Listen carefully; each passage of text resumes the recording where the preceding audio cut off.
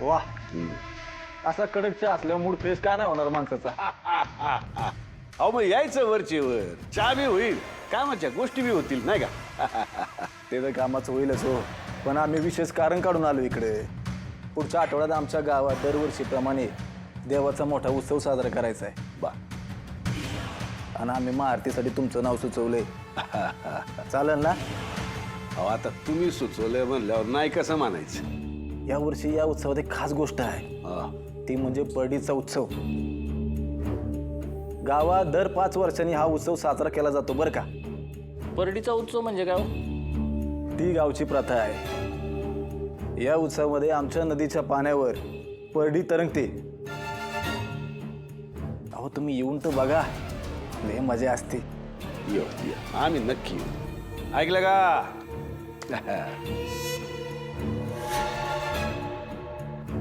पाहुण्यांच्या नाश्त्याचं बघा की.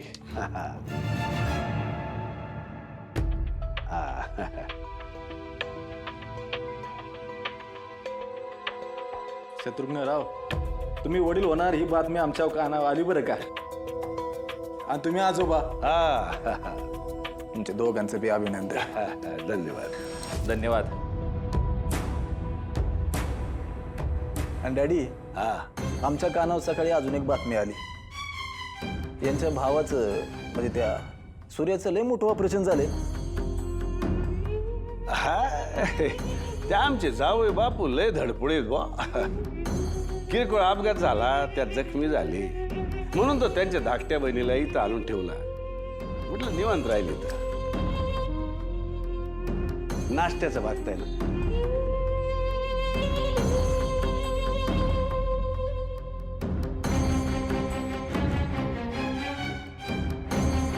पण लय खर्च आला ऑपरेशनला.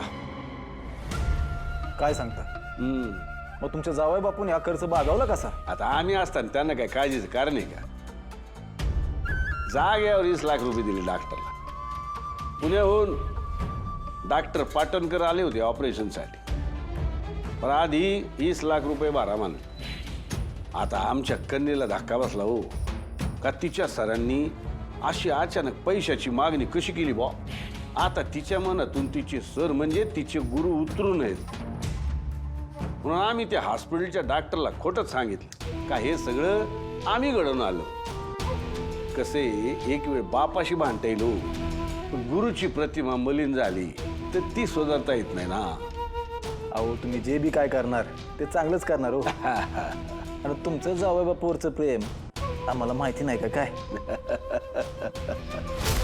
म्हणजे मी जे ऐकलं तो डॅडींचा प्लॅन होता. त्यांनी हे सगळं वहिनीने तिच्या सरांबद्दल वाईट विचार करू नये म्हणून बोललेत.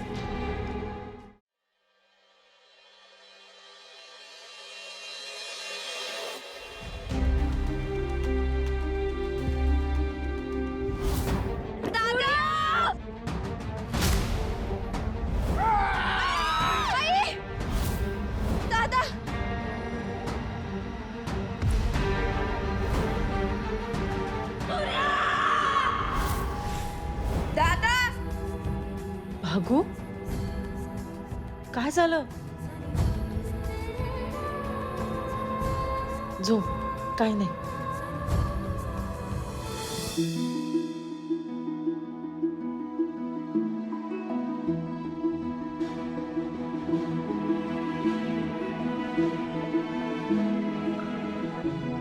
थोडा लांब श्वास घ्या.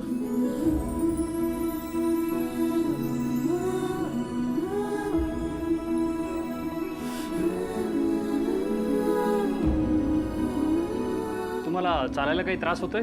अधूनमधून चालताना जरा कळ येते बारीक, बाकी काय नाही. अच्छा, तर एक काम करा, माझे हात पकडा आणि मला मागे दाबायचा प्रयत्न करा.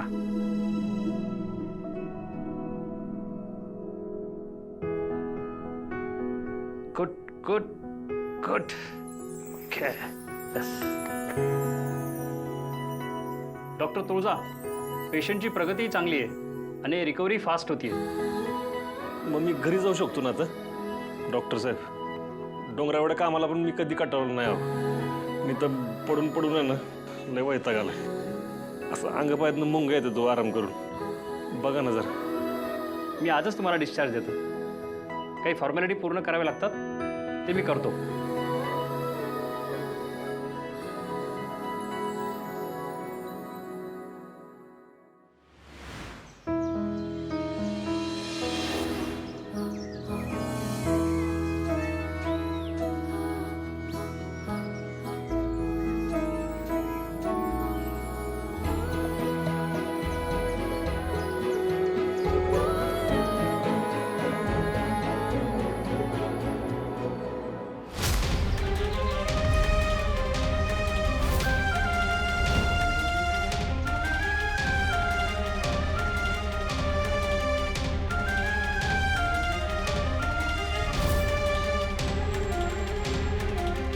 सूर्या चल ना घरात. तुळजा, प्रेमानं माणसाच्या वाटा मोकळ्या झाल्या पाहिजे. माझ्या बोवाळण्याने जर सूर्याची वाट अडवली जाणार असेल तर तूच ओवाळ. सूर्यावर ही परिस्थिती परत कधी येऊ नये हेच मागणं मागितलं मी देवाकडे. ते तुझ्या बोवाळण्याने पूर्ण होत.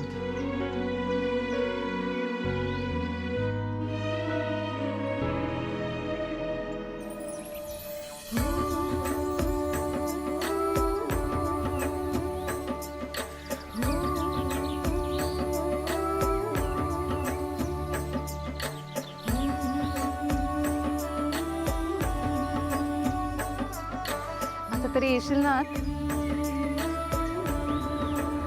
सूर्य थांब.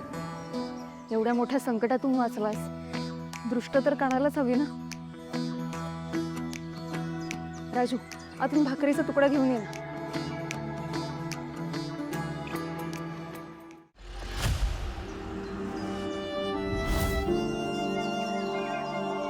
सूर्या, आईने पूजेचं ताट ओवाळलं काय किंवा भाकरीचा तुकडा, तिच्या ओवाळण्याने आपल्या मुलांच्या वाटेत कायम फुलंच येतात ना. आई, निदान दृष्ट तरी काढाल ना सूर्याची.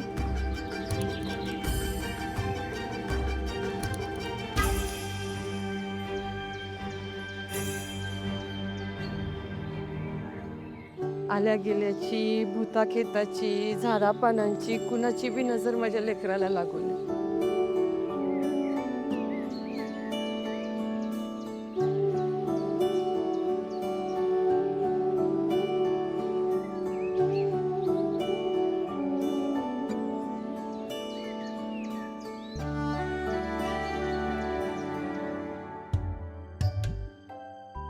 हे काय हे काय केलं सगळं?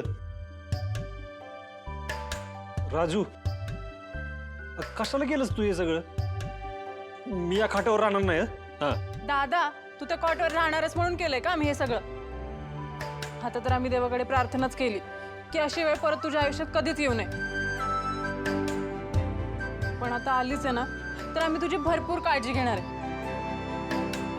दादा, तू फक्त ऑर्डरी सोडायच्या. आम्ही सगळं तुला जे हवंय तुझ्या हातात आणून देणार. मी आहे ना तुझी सेवा करायला. आता तू टेन्शन यायचंच नाही, कळलं? चल चल.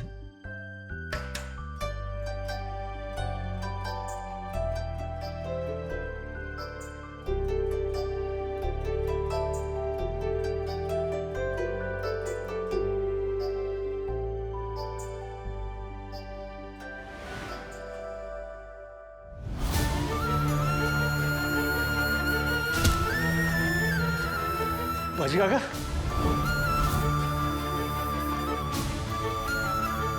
सूर्य, काय होतंय तुला? तुला बरं नाही वाटत आहे का? दादा, डोंगरचा मला त्या दिवशीचा प्रसंग आठवला. भाजी काका रक्ताच्या थारोळ्या तिथं पडला होता. भाजी काका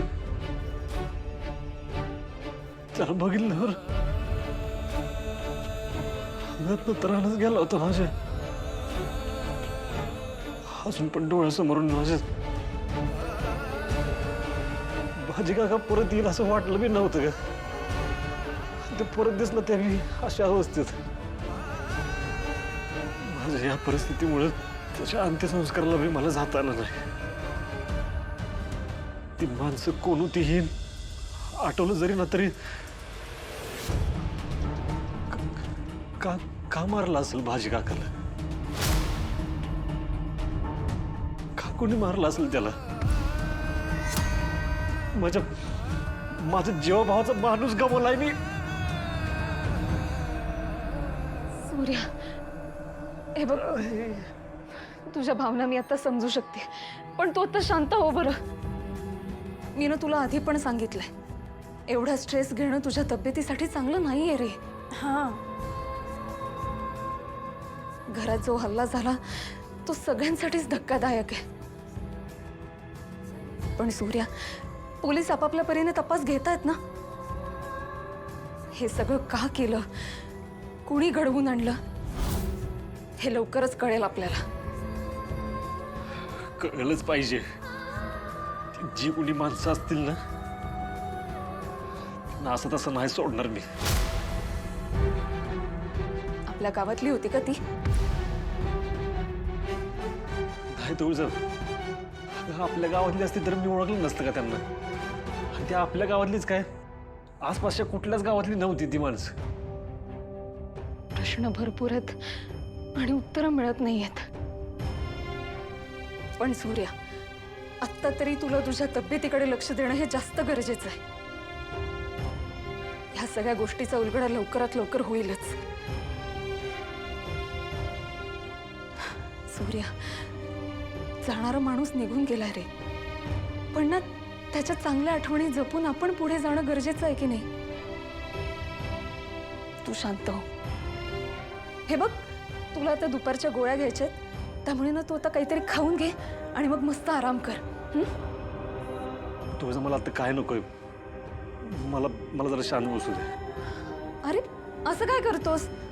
तू जर खाल्लं नाहीस तर तुझा अशक्तपणा वाढेल ना. सूर्य, बघ, मी ना तुला बजावून सांगते, तुला वेळच्या वेळी खाणं आणि विश्रांती घेणं हे करावंच लागेल. आणि हे मी तुला बायको म्हणून नाही तर एक डॉक्टर म्हणून सांगते. काय म्हणजे आता मला तुझं सगळं ऐकायचंच आहे का? हो. ठीक आहे, ऐकतो मी.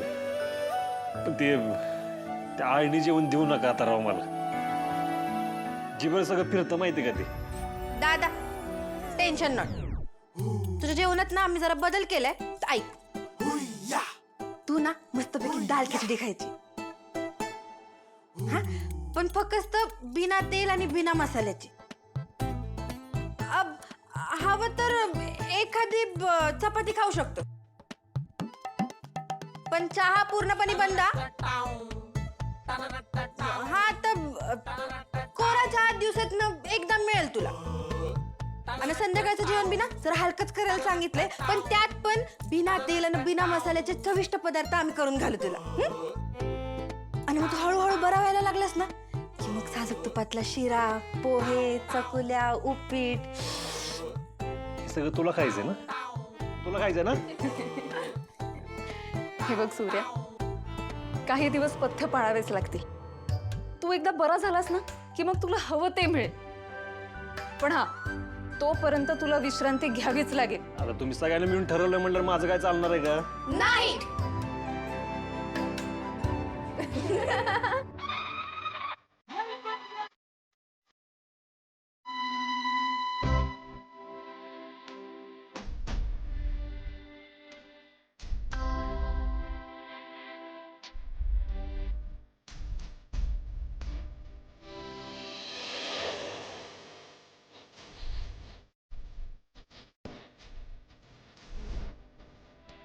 राजू थांब.